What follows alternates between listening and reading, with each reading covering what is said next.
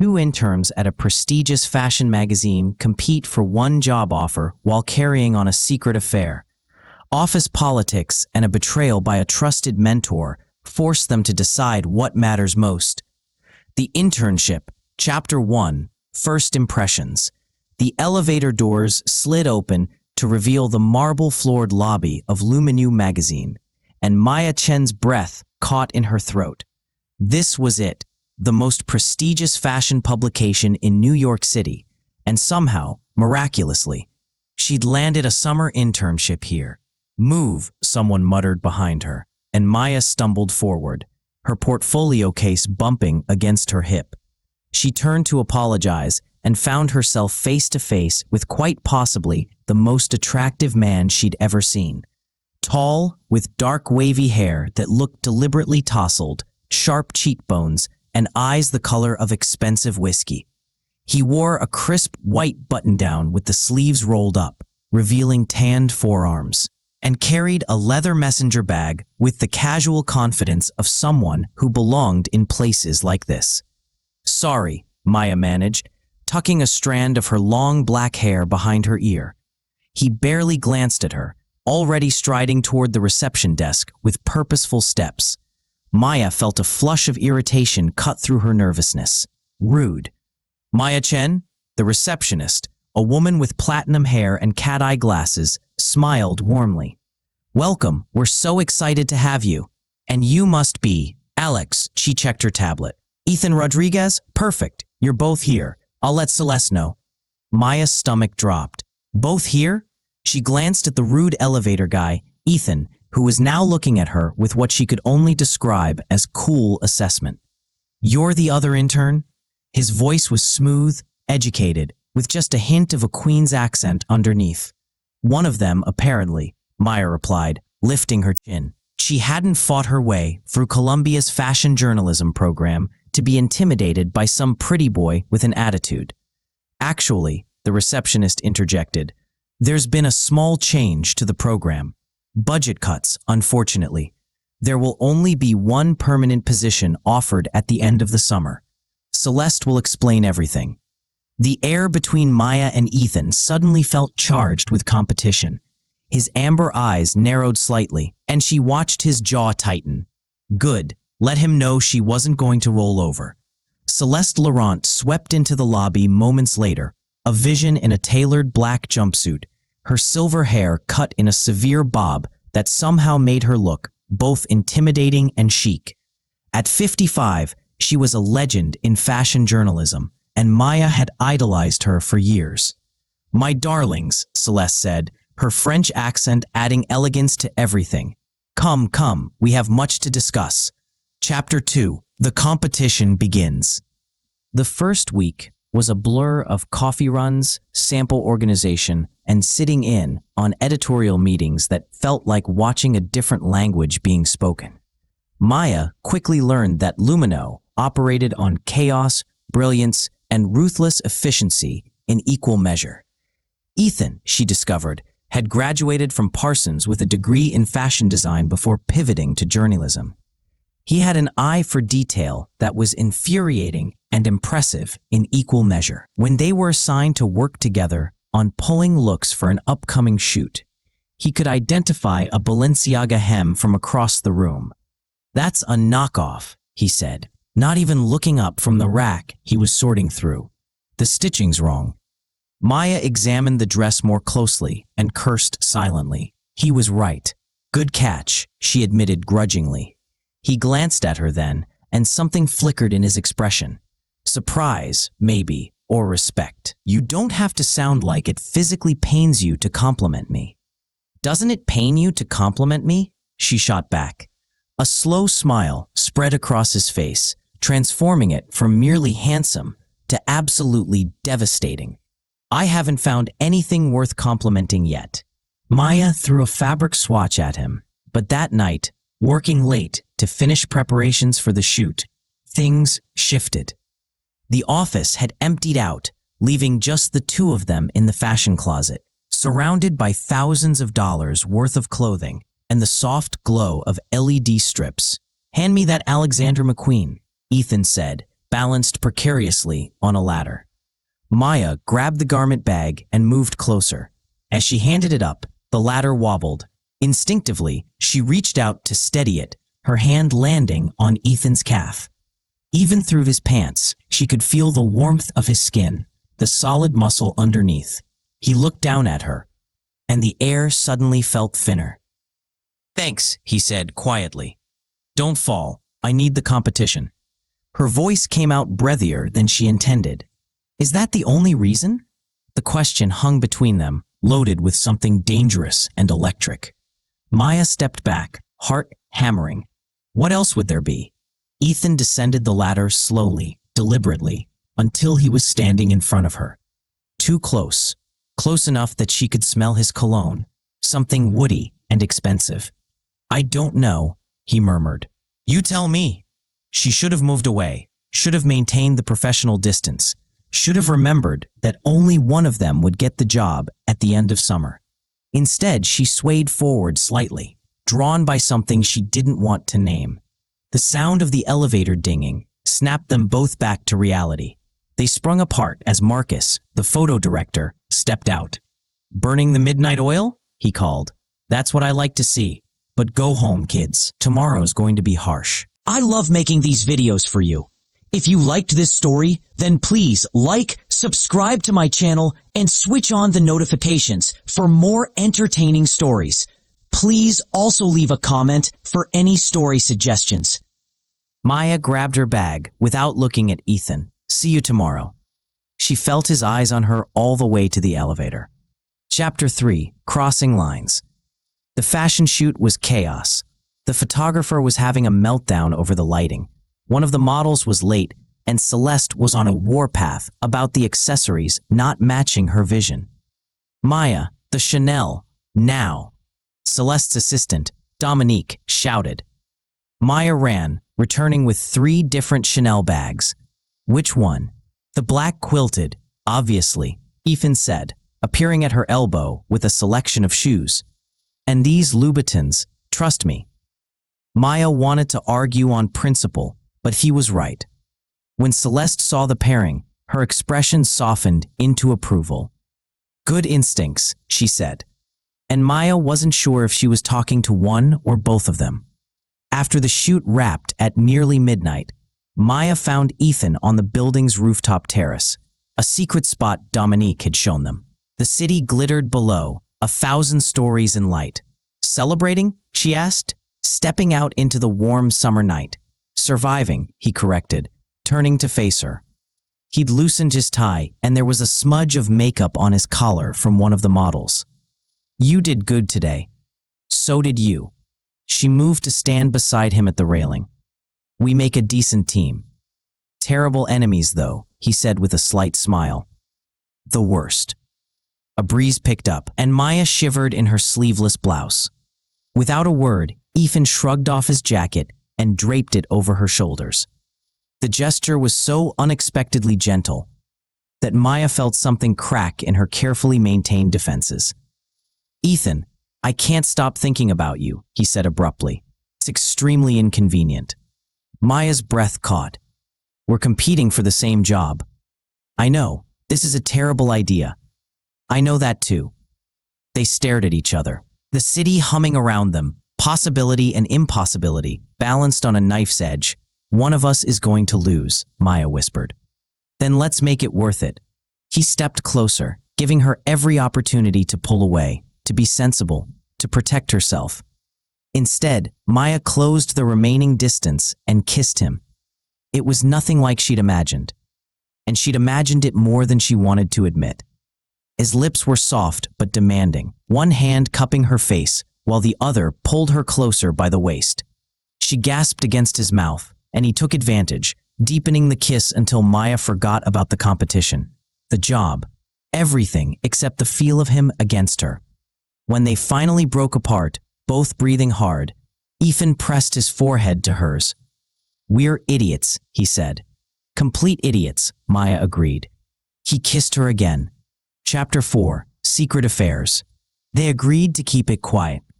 No one at Lumineux could know. It would undermine both their credibility and create a scandal neither could afford. So, they became masters of stolen moments. A kiss in the empty fashion closet between meetings. His hand brushing hers as they passed in the hallway. Late nights at his tiny apartment in Brooklyn, where they'd order Thai food and make love on his worn couch. Talking until sunrise about dreams and fears and everything except the job hanging over their heads. "Tell me something, Leo," Ethan said one night, tracing patterns on her bare shoulder as they lay tangled in his sheets. "Like what? Why fashion? Why journalism? Why Lumineux?" Maya was quiet for a moment, considering. "My grandmother was a seamstress, came from Hong Kong with nothing and built a whole life with her hands and fabric. Fashion was how she expressed everything she couldn't say in English. It's not just clothes to me, it's communication, art, revolution." Ethan pressed a kiss to her temple. "That's beautiful. What about you?" "I grew up poor," he said simply, "wearing hand-me-downs, watching rich kids walk around in things that cost more than my mom's monthly rent. I wanted to understand that world, that power, and I wanted to prove I belonged in it." "You do belong," Maya said fiercely. He pulled her closer. "Even if we're both pretending we're not terrified, we'll fail." The sex was incredible, passionate and intense and sometimes surprisingly tender. But it was the intimacy that surprised Maya most. The way Ethan knew when she needed reassurance. The way he believed in her, even when she doubted herself. At work, they maintained their competitive dynamic, perhaps even exaggerated it to throw off suspicion. They'd argue about editorial directions, try to one-up each other on assignments, all while sharing secret smiles when no one was looking. "You two have excellent chemistry," Celeste commented one afternoon, making both Maya and Ethan freeze. "Such creative tension. It produces good work." "Thank you," they said simultaneously, not looking at each other. If only Celeste knew just how much tension there really was. Chapter 5. Rising Stakes. The reality of their situation was becoming harder to ignore. Celeste started assigning them increasingly important projects. Solo projects where they competed directly against each other. Maya was tasked with writing a feature on sustainable fashion, while Ethan got assigned to profile an up-and-coming designer. Whoever produced the better piece would get the cover feature in September's issue. A huge opportunity. The pressure mounted.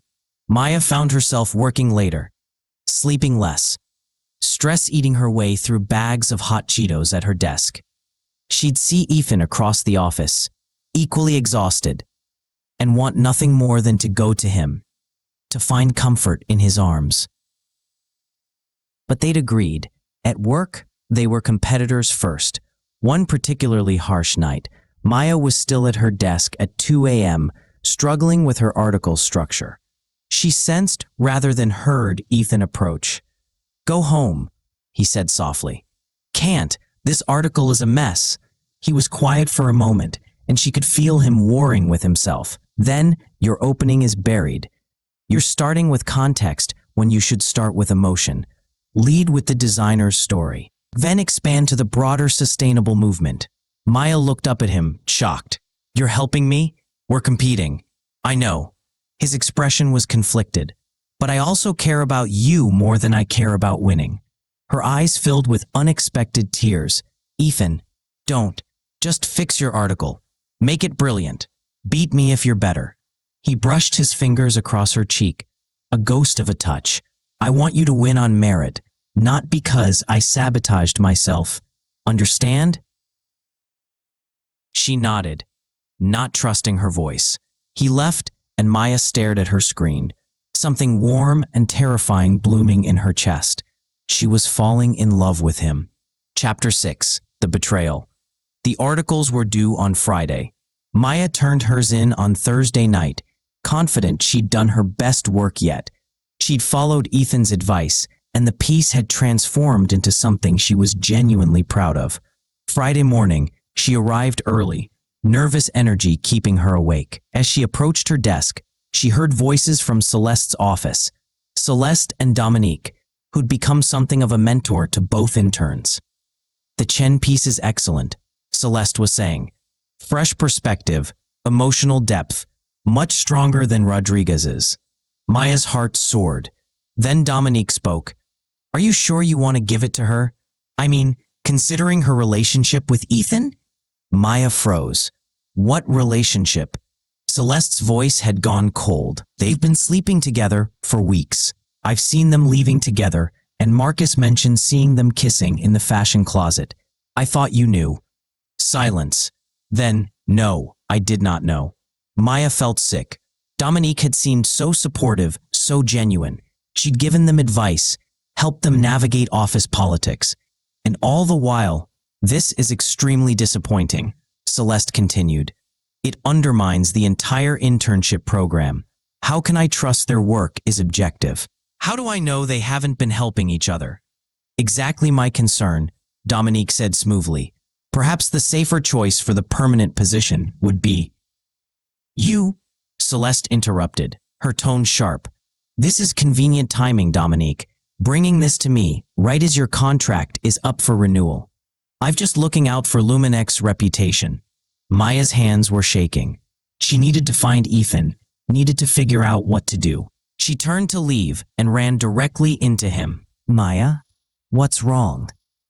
He steadied her, concern flooding his face. Dominique told Celeste about us, she whispered. Everything.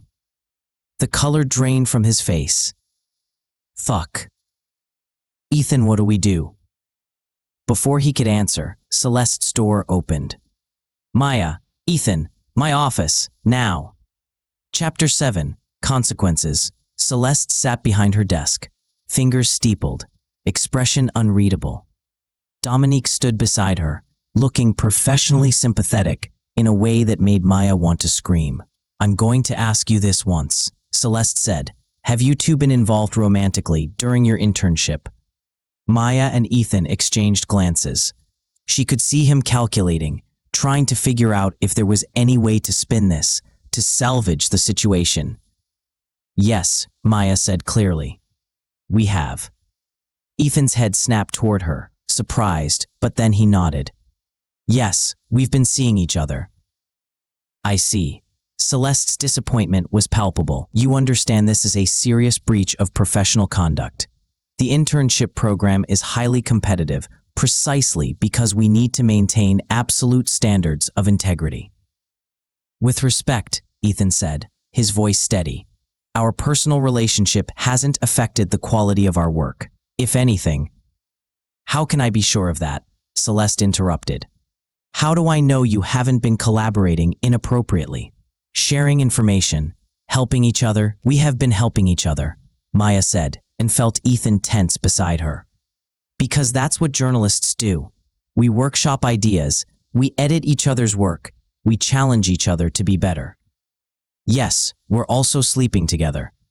But that doesn't make our work any less valid. Dominique made a soft sound of disapproval. Maya, I think you're I'm being honest, Maya cut her off, anger finally breaking through. Which is more than I can say for you. You knew about us weeks ago. Why wait until now, right when your contract is being renewed? Why tell Celeste only after you saw which article she preferred? Dominique's professional mask slipped for just a second, revealing something cold underneath. Celeste's eyes narrowed. An excellent question. I was trying to protect the magazine, Dominique said, recovering quickly. I wanted to be certain before making accusations. Or you wanted leverage, Ethan said quietly. You've been positioning yourself for a senior editor role. What better way than to eliminate the competition and make yourself look indispensable? Celeste stood up, and everyone fell silent. She walked to the window, looking out over Manhattan, and for a long moment said nothing. Get out, she finally said. All of you, I need to think. In the hallway, Dominique brushed past them without a word.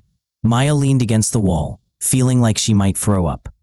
Well, Ethan said, attempting a smile. That could have gone worse. Could it have? Maya looked at him. We just lost everything. Maybe. He took her hand, no longer caring who saw. Or maybe we're about to find out what we really want. Chapter 8. Choices. They went to a coffee shop around the corner, unable to face going back to their desks. Maya stirred her latte mechanically, not drinking it. "I'm sorry," she said finally. "I should have denied it. Bought us time to figure something out." "No." Ethan reached across the table, covering her hand with his. "I'm glad you told the truth. I'm tired of hiding. We just ruined our careers before they even started. Maybe, or maybe we're about to learn what really matters." He squeezed her hand. "Maya, I love you." The words hung in the air between them, huge and terrifying and wonderful. "You can't say that now," Maya whispered. "Not when everything's falling apart. Especially now. Because if this all goes to hell, I need you to know. You're worth more to me than any job, even this one." Tears spilled down Maya's cheeks. "I love you too, you idiot." Which makes this so much worse. Or so much better. He pulled her up, wrapping his arms around her in the middle of the coffee shop, not caring about the other customers. "Whatever happens with Celeste, with Lumineux, we're in this together, okay?" Maya buried her face in his chest, breathing him in. "Okay." Her phone buzzed, a text from Celeste. "My office. Both of you. 1 hour." Chapter 9. Resolution. They walked back to Lumineux hand in hand, a united front. Whatever came next, they'd face it together. Celeste was waiting in her office, along with Patricia Chen, the magazine's editor-in-chief, and someone they'd barely interacted with during their internship. "Sit," Celeste commanded. They sat. "I've spent the last hour reviewing your work," Patricia said without preamble. "Every piece you've produced this summer, every edit, every contribution to meetings, every project solo and collaborative." Maya's heart pounded. "I've also had a very interesting conversation with Dominique," Celeste added, "who has been encouraged to seek opportunities elsewhere." Ethan blinked. "She's fired? Let's say her contract won't be renewed," Patricia said dryly. "Her motivations were transparent and self-serving, and Lumineux doesn't have room for that kind of politics. However," Celeste continued, "that doesn't change the fact that you two violated the terms of your internship." "We understand," Maya said quietly. "I don't think you do." Patricia leaned forward. "You're both exceptionally talented. Maya, your sustainable fashion piece is the best thing I've read from an intern in 5 years. Ethan, your designer profile shows a maturity and insight that's rare. You have instincts, both of you, that can't be taught, but you were also reckless and unprofessional," Celeste added. "Sleeping with a competitor, keeping secrets, allowing personal feelings to cloud judgment. Except," Patricia said, "looking at your work, your personal feelings didn't cloud your judgment. If anything, you pushed each other to be better. The chemistry, creative chemistry, is undeniable." Maya and Ethan exchanged confused glances. "So here's what's going to happen," Celeste said. "We're creating 2 positions instead of 1. Maya's breath caught. "Maya, you'll be our junior fashion features writer. Ethan, you'll be junior style editor. You'll work together on projects and separately when needed. You'll be held to impossibly high standards. You'll work harsh hours, and you'll probably want to kill each other sometimes.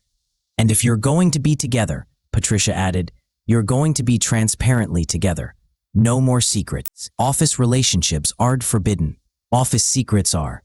"We're both hired," Ethan said slowly, as if afraid to believe it. "Don't make me regret it," Celeste said, but there was warmth in her eyes. "Now get out of my office. You start Monday." They made it to the elevator before Maya burst into tears. Ethan pulled her close, and she felt him shaking, whether with laughter or relief or joy, she couldn't tell. "We did it," she mumbled into his shirt. "We did," he agreed. "Holy shit, we actually did it." The elevator doors opened on the ground floor, and they stumbled out into the lobby, into the bright July afternoon, into their future. So, Ethan said, still holding her hand, want to get out of here? Maybe celebrate? I know this Thai place? Maya kissed him, there in the middle of the lobby, with the doorman watching, and tourists passing by, and the whole beautiful, chaotic city spinning around them. Yes, she said, to Olivik. Yes. Epilogue. 6 months later, Maya stood in front of her mirror, adjusting the vintage Yves Saint Laurent blazer, a splurge she'd justified as a career investment. Tonight was Lumineux's winter gala, her first as an actual staff member, rather than an intern fetching champagne. You look incredible, Ethan said from the doorway of their apartment. They'd moved in together in October, a tiny place in Brooklyn Heights, with barely enough room for both their wardrobes, and it was perfect. He crossed the room and wrapped his arms around her waist, meeting her eyes in the mirror. In his tuxedo, he looked like he'd stepped out of a fashion editorial himself. We clean up okay, Maya said, leaning back against him. We do a lot of things okay. He pressed a kiss to her neck, including that feature on emerging Asian designers that just got nominated for an award. That was both of us. Partnership, he agreed. In everything. ... Maya turned in his arms. The last 6 months hadn't been easy. Learning to navigate their relationship while working together had meant establishing boundaries, communicating constantly, and sometimes having spectacular arguments about both work and life. But it had been worth it. Every challenging moment, every compromise, every victory they'd shared. I love you, she said, still not tired of saying it out loud. I love you too. He kissed her forehead, her nose, her lips. Ready to face the sharks? With you? Always. They arrived at the gala fashionably late, making an entrance that turned heads. Let people look, Maya thought. Let them see that she and Ethan were a team, in every sense of the word. Celeste found them near the bar, resplendent in vintage Dior. My favorite troublemakers, she said with genuine affection. I suppose you've heard about the Paris position? Maya and Ethan exchanged glances. There'd been rumors about Lumineux opening a European bureau. I'm sending a team to launch it this spring, Celeste continued. Senior writer and senior editor. Interested? Paris? Maya's mind raced. Both of us? Did I stutter? Though if you're going to keep being this nauseatingly in love, at least do it somewhere with better wine. Celeste's smile was warm. Think about it. You have a week. She swept away, leaving them staring at each other in shock. Paris, Ethan said slowly. Together, Maya added. We'd be insane to say no. Completely insane. They grinned at each other, the future unfurling before them, like a beautifully written article, full of possibility and promise and adventure. Ethan pulled her onto the dance floor as a slow song started, and Maya rested her head on his shoulder, feeling his heartbeat steady against her cheek. Around them, fashion's elite swirled in designer gowns and sharp tuxedos. But Maya only saw him. Yes, she whispered. Yes what? Yes to Paris. Yes to us. Yes to everything. He held her toter. Best competition I ever lost. You didn't lose. Neither did you. We won, Maya corrected, tilting her face up for a kiss. Together. And there in the middle of the dance floor, with their whole brilliant future ahead of them, Ethan kissed her like she was the only thing in the world that mattered. Because she was. The end. I love making these videos for you. If you liked this story, then please like, subscribe to my channel, and switch on the notifications for more entertaining stories. Please also leave a comment for any story suggestions.